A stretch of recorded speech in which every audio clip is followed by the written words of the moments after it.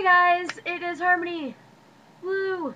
Sorry if I look like a mess, but I seriously, about 30 minutes ago, got out of the car after a 6-hour ride down to Miami from St. Augustine, where I was at during the weekend. That's why I haven't been posting this entire weekend on the blog.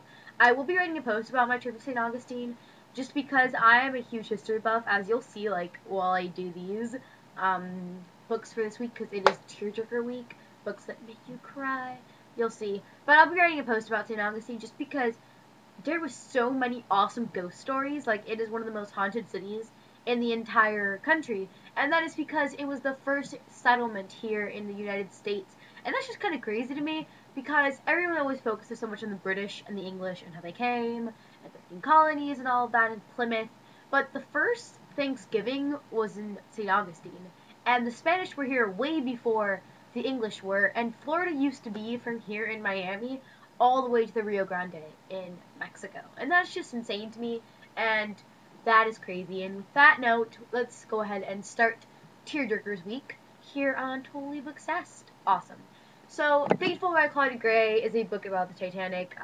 I've talked about this before, Titanic with werewolves, but I cried like a baby.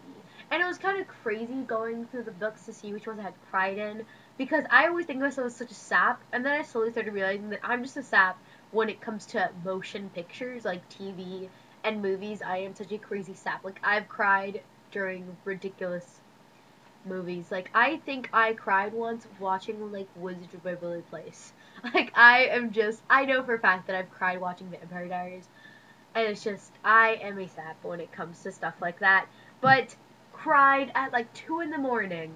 I usually cry when I'm reading at night. I guess I'm just like more delusional or something. Next we have Between Shades of Grey, Buried Petties. Seriously, one of the best books I have read ever.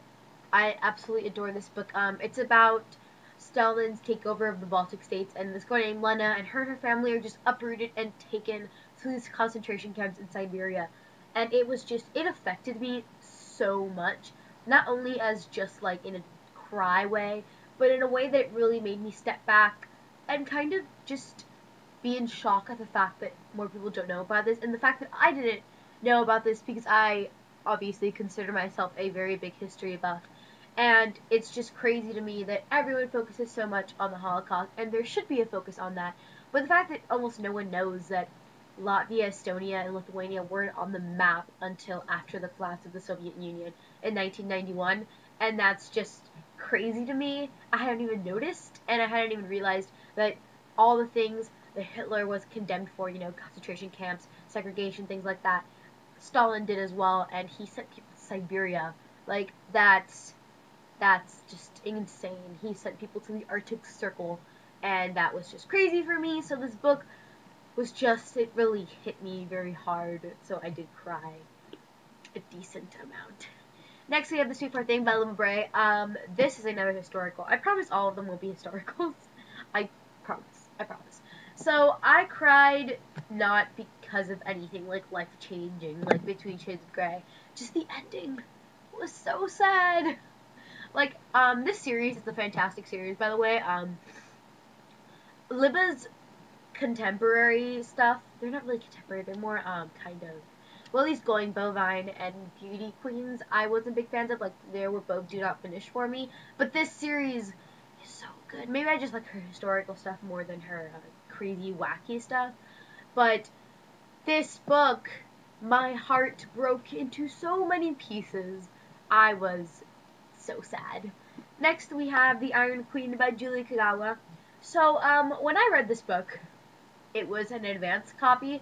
I had gotten it from back when I used to use NetGalley and my vision wasn't awful. But we hadn't been aware when we got those arcs that the Iron Knight was going to be a thing, or at least I wasn't aware the Iron Knight was going to be a thing. So when this book ended, I was crying so bad. I was like, oh, my voice. I don't know. I was crying so bad because I was like, what? What do you mean the series is gonna end like this? That's the end. Oh my god, I'm bursting into tears. It's such a sad ending. And then I think like a few days later or something like that, they were like, Julie was like, surprise, Iron Knight, and I was like, thank God. And then she was like, Julie actually told me. I was like freaking out, and she was like, yeah, I wasn't even gonna write another one, but my editor said that that was a really sad ending, and I kind of agreed with her. I was like, yes, that was a really sad ending. So sad. Such a good series, but such a sad ending. But there is a fourth book to make up for that. Next, we have Graceling by Kirsten Kishore. I feel like you guys probably expected me to mention this one. I don't think a lot of people cried at this one, but as I said, this book is a really important book to me. So, sobbed like a baby. I don't cry anymore because I mean, like, I've read it 7 times, so it doesn't affect me as much. But the first time I read it, I can't tell you what happens because that'd be like a huge spoiler in all of Spoilerville. But there is a pivotal scene. I will actually tell you what page, so that if you've read it, you'll know what I'm talking about. Let me just find it. I will find it. I will find it. Oh, here it is. Page 446. Just 446 and on. Especially there's this one part where Katz and Poe are, I'm pretty sure they're like fishing or something like that around the end of the book. And Katz just says this line to him, which is one of my favorite lines of the whole book. And I just started bawling, guys. I was like, oh my god, this is so sad. So sad, guys. So sad. Last 2 books. I feel like I'm just everywhere today. Last 2 books I actually don't have in my possession right now. One of them is The Fault in Our Stars by John Green. I actually reread that like 2 weeks ago or 3 weeks ago, and I was like, this isn't gonna affect me anymore. This is the second. I was so wrong.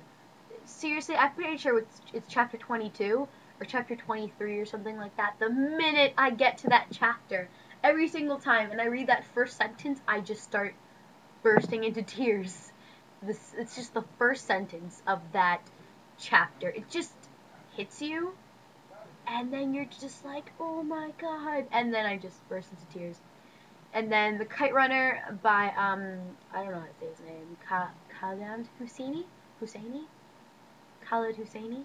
I actually had to read that book for required reading, and that is actually the first time I've read a book for required reading, and loved it. I loved The Kite Runner a lot, and I actually didn't cry while reading the book.